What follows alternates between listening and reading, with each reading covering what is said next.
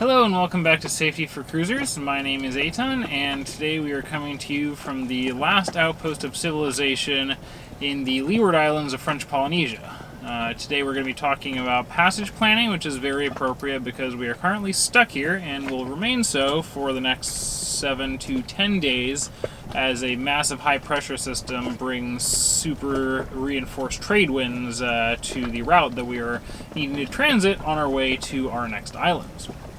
So we're going to be talking about passage planning, and that's going to encompass a little bit of talk about provisioning, a lot of talk about the actual process of planning your passage, and a little bit of talk about watch standing and general passage making procedures. So first one that we're going to kind of gloss over is the provisioning, and this one should be pretty simple. Basically, when you're provisioning for a passage, you want to make sure that you have sufficient calories on board for your crew and yourself to eat happily and healthily for the duration of your passage. Obviously, depending on your passage, that can the margin for error you want to give yourself is again dependent on the length of time that you're going to be underway. So if it's going to be a shorter passage, couple of days, then maybe you provision for a week. It's not going to make a huge amount of difference how much food you have on board, but for us, like when we crossed the Pacific, we were anticipating a 21 to 26 day passage. Ended up taking us 25 days, but we provisioned for 6 weeks. That was 6 weeks of eating healthy, nutritious, pseudo to very enjoyable meals, and then on top of that 6 weeks we had another 3 weeks of emergency provisions on board. That was because you want to always plan for worst case scenarios, and that Pacific crossing is the largest ocean crossing that you can do on the planet without passing by islands, so we went ahead and really provisioned heavy, and we're still working through a lot of the food that we got in Mexico. So last point to kind of cruise over in the provisioning section is there are very few joys while underway on passage for a lot of cruisers. There are definitely some people that really love being out and love being underway, but if you're not Motossier or Slocum, you might be a little bit more in my camp, which is that the passages are a way to get from one lovely destination to another. So one of the few joys you do have on passages is your food. So when you're planning your provision list, I would do what you can to make it as enjoyable, have as much variety as you can, while fulfilling the nutritional needs of the crew. If you wind up having pasta for 3 weeks straight on a trip, not to say that you wouldn't have had a fantastic time if you'd had better meal fare on the way, but with that, you most certainly are not going to be in as good a mood as you could have been when you arrive at your destination. So now moving on to the meat and potatoes, so to speak, of passage planning, which is going to be your weather. Predict Wind and Iridium are going to bear a little bit of the brunt of my wrath in this video because for the past 2 to 3 weeks, we've just had an absolutely miserable time trying to get weather and trying to plan our trips that we are in the process of making. That's been a combination of problems with the Iridium device itself. One of our 2 Iridiums on board has just kind of decided to take a vacation. It constantly is restarting itself, need to be restarted. Sometimes we have to pull the battery, factory resets, all kinds of horrible stuff. It's borderline non-functional, at least insofar as downloading weather is concerned. You can still text and call, and it can do some tracking stuff, but what we need weather, and it's not able to provide that to us.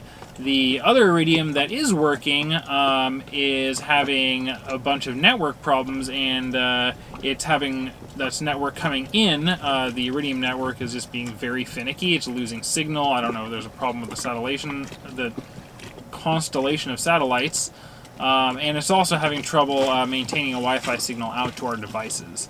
I would say on a good day, and before these problems, Iridium and Predict Wind Offshore are acceptable at best. Unfortunately, it's kind of the best we have without investing dozens of thousands of dollars into a satellite system that is designed for super yachts.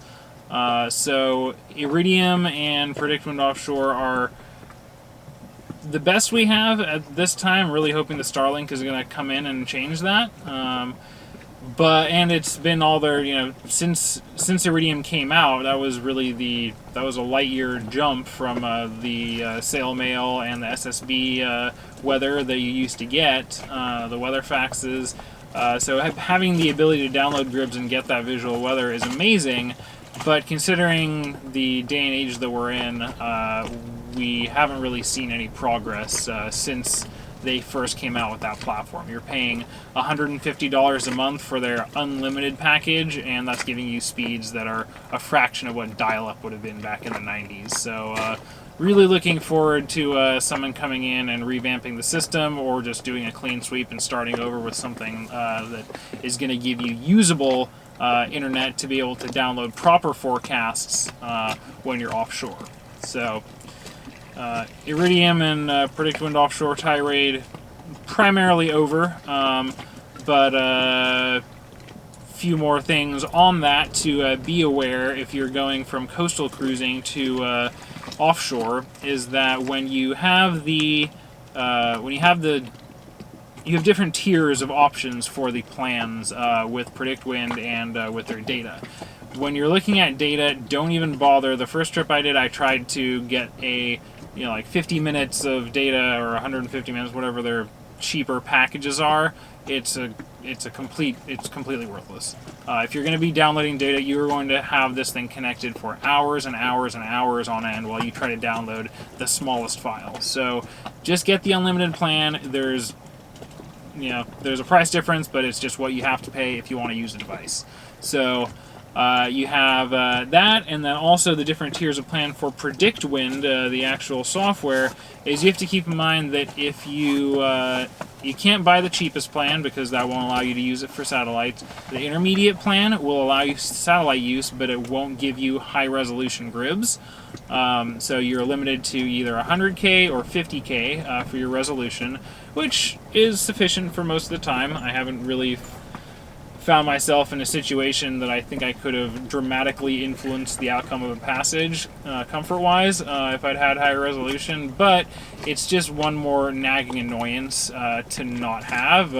If you want to shell out for the premium package, then you'll get your high-resolution Gribs, but good luck downloading them again on those ridiculous speeds that you're dealing with. So moving onwards and forwards, actual passage planning. Some things to keep in mind is that, one, it's very good to have a basic to intermediate knowledge of meteorology when you start to do these kinds of trips. The auto-routing and departure planning features on PredictWind, which they do offer on the Offshore app, are very good. They utilize some pretty advanced computer models, and they pull from a lot of data sources. So they're going to give you a pretty good bang for your buck in terms of, not paying for a professional weather router, while still getting very good advice and information from the computer. That being said, you really want to have some of your own knowledge about weather patterns in the area that you're in, to help you understand why the routing is taking you the way that it's taking you, and why the winds and the swells are doing what they're doing. Every area of the world is going to have drastically different prevailing weather patterns and local phenomena, and you want to make sure that you're aware of the local hazards that you're going to encounter weather-wise, and also the prevailing patterns.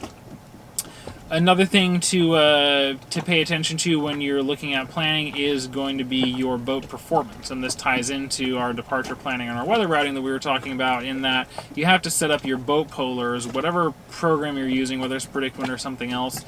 You need to set up your sailing parameters for your boat.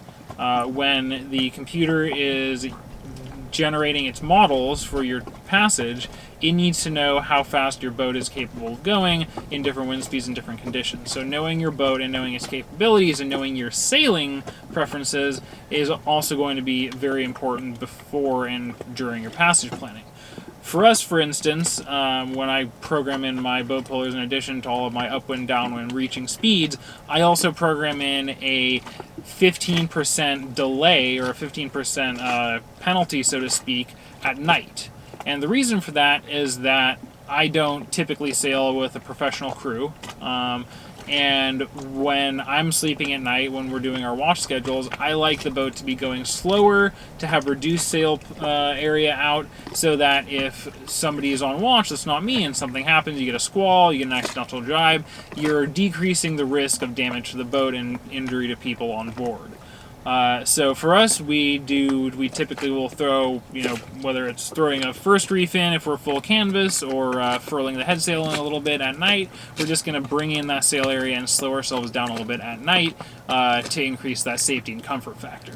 You need to know if that's something you want to do, or if you're going to be like some of our friends that are full canvas, code zero, ASIM up at night, and burying rails no matter what the time of day is, because they like to do that kind of sailing, and they have a crew that they're competent and confident in. So knowing your own preferences and parameters and the boat's abilities is going to be very important when looking at your passage planning, because passages are a function of time and distance, right? So you can plan for your average hull speed over the distance, and that's going to give yourself the approximate amount of time you're going to have, disregarding the wind, which of course is the most important factor. So when you're looking at wind, and when you're looking at, this is going to be a long video, I apologize in advance. When you're looking at wind and you're looking at your forecast, it's important to kind of break things into two categories. You can look at your short-term forecast, which I would deem as your more reliable one, and you're going to have your outlook forecast, or your extended forecast, that is more of a larger picture kind of take with a grain of salt. So for us, we like to stay in that narrow, in that kind of accurate, narrow window of that first 3 or 4 days out as much as possible. We're in the Leeward Islands here.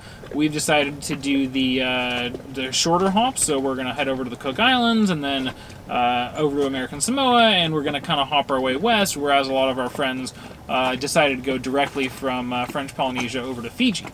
That's, it's a personal preference. There's nothing wrong with either one. The reason that I like to do it the way that I do is that if you're planning from French Polynesia to Fiji is an Atlantic crossing. If you're planning an extended crossing, the likelihood of your forecast being less than accurate at in the middle and towards the latter half of your crossing is very high. It's just that conditions change and the computers can only do so much to predict that. Obviously, you're downloading weather and you're planning and you're working around it every day as you go, but you're going to, the longer your hops are, the higher the likelihood that you're going to encounter less than ideal conditions. So we like to plan our hop short, and we know that, hey, for the next 3 days I can say with a pretty high degree of confidence that it's going to be 12 to 15 knots on the starboard quarter, and we might have some squalls, we might have a little bit of variation in that, but I'm not worried about a giant low popping up out of nowhere in the next 3 days and slamming us with 40 to 50 knots of wind, because the models have that accuracy, and they can say that no, that high is going to stick around where it is, or this low is going to stay further away, that I don't have to worry about. So again, personal preference and knowing what you like, what your boat's capable of, and what your crew is capable of. But regardless of how you like to plan your crossings, whether they're large or small, it's very important to keep up to date on your weather every day. Predict Wind Offshore updates at I think it's 1900 GMT and 0700 GMT every day, so you get 2 updates that they send out, and I usually try to download them as soon as they show up. It's the latest information. I like to see if I need to start amending my route early, if I need to start amending it late. If you're only downloading it every 24 hours and that's how you want to do it, then by all means, up to you. But I like to have the most up-to-date information I have in order to make the best decisions I can in the moment as those conditions change. So the things to download, there's a whole bunch of different options, and we'll put a little screenshot up here, but when you go into your download options, you can choose whether you want to have your grid preferences. You've got wind, pressure, rain, wave, gust, cape, temperature, and cloud. It's a bit of a, you can choose 2 out of 3. You really can't have all the information in a timely fashion and not pay a ridiculous amount of money. So we typically choose to have an affordable option, which is the Iridium, and have a decently timely update, a couple of hours to download, and we have a kind of medium amount of information, so a little bit of a compromise. So I'll typically download my wind and pressure for a nice big overview for a large area. With a bit of a decreased resolution. I'll download that. I'll kind of look at the prevailing patterns. Over here, it's just a big procession of highs and lows crossing down below us. That's the Southern Ocean for you over here. But every area is going to be different. And then once I do that, I'll zoom in. I'll go as detailed as I can while still being able to not break the internet. And I'll go in for a more detailed forecast in my particular location with the passage planning and weather routing, and then I'll try to throw in on top of the wind and pressure. I'll throw in my swell forecast. I'll throw in my my gust map sometimes. We'll do the temperature, cloud cover. Cape is basically a thunderstorm. It's like a kinetic energy kind of potential for thunderstorms. That can be a useful tool in some locations, but again, it's just more information. So we'll do the large-scale download for the big area, get the kind of idea of what the big systems and fronts are doing, and then we'll zoom in and we'll do a tighter one for our planned route of travel for the next, maybe 3 to 4 days, which again, for us, is most of our passages. So on top of those 2 different downloads that I do, another kind of tertiary one that I'll download, usually not necessarily every 12 hours because, well, in this location, not every 12 hours. Some places it's very important. Out here, a little bit less so, is my currents. So if you pay for the Pro package on PredictWind, you'll get your ocean data in there as well. The route planning does include, so your weather routing, I think your departure planning as well does include currents in their models that they pull from, but you won't actually be able to see and pull a grid for current on PredictWind if you don't pay for the Pro package. But there's other ways of doing it. I use SailDocs, which is a great resource to utilize. So I'll usually pull currents depending on where I'm at. It could be every 12 hours if I'm sailing somewhere, up the East Coast, and I've got the Gulf Stream. I've got a big current body that's really going to influence the weather patterns and my passage. But out here, the currents aren't exactly the thing that I'm concerned about, so I'll usually do it every 24 hours, just make sure there's nothing that I'm missing that's going to really throw off my calculations. And that's really your first 3 things that you want to be looking at when you're talking about your big ticket items for planning a passage. Some other things to think about in this kind of genre is going to be you want to have backups for your devices. So like I said, we have 2 Iridiums on board. We also have an inReach and an SSB. Might be a little bit overkill, but in my opinion, overkill is underrated. But if nothing else, you should have at least 2 satellite devices, even if it's just an inReach Mini that you can text somebody and get shore support from. You want to have a designated person that knows where you are, that knows what your potential needs are, that you can text or call or email from your satellite device, so that, say, if your Iridium decides to take a vacation, you can say, hey, I can't seem to download any forecast. I'm able to get my local one because that's on a different network, whatever it is. Can you please either A, contact tech support, B, send me, just a raw text version of a large weather forecast from NOAA or whoever it is. You want to have somebody that can help you with those onshore, has internet kind of things that you're not going to be able to access offshore. And kind of along those lines, you also want to know, other resources to have are who's around you. So lots of different boats, lots of different capabilities. If you've got, if you're on more of a budget and you've only got an inReach, or you don't have the pro version of Predict Wind, but you've got a friend who's on a big old catamaran with the pro package, or maybe even some higher speed internet, you want to know where they are. You want to be able to contact them, and you want to be able to utilize them as a resource as well. So really cool thing that one of our friends showed us last season before we headed across here is the Predict Wind offshore GPS tracking.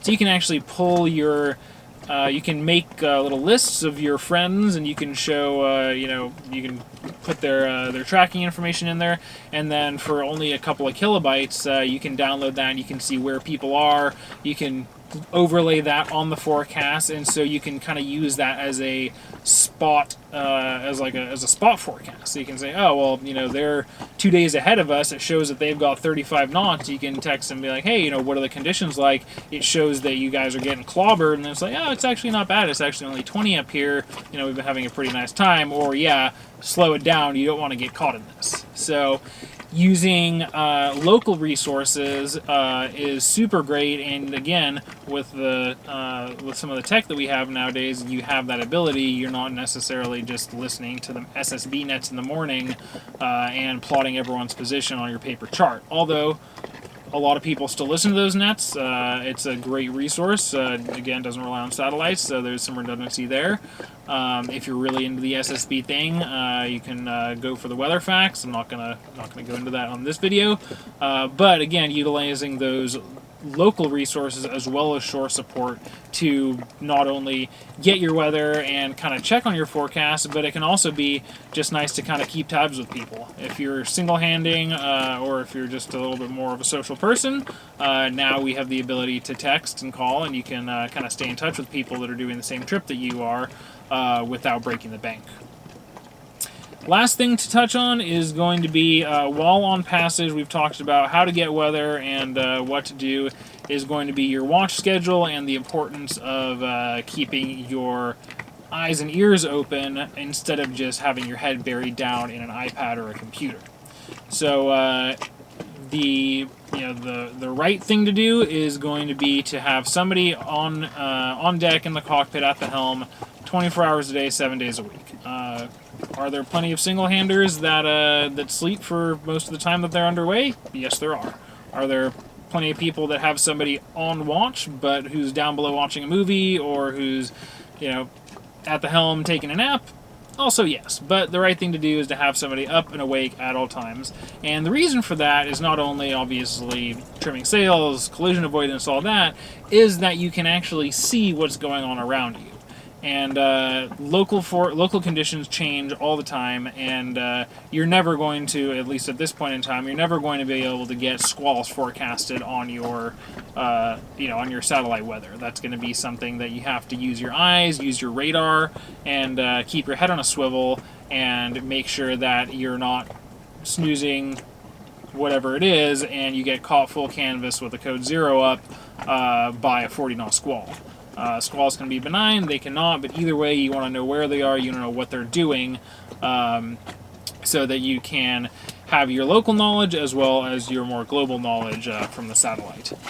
And on that note, to finish things off, we'll just talk a little bit about watch schedule keeping. So there's 1,004 different ways to do it, and how you want to do it is going to depend on you, your preferences, and the crew.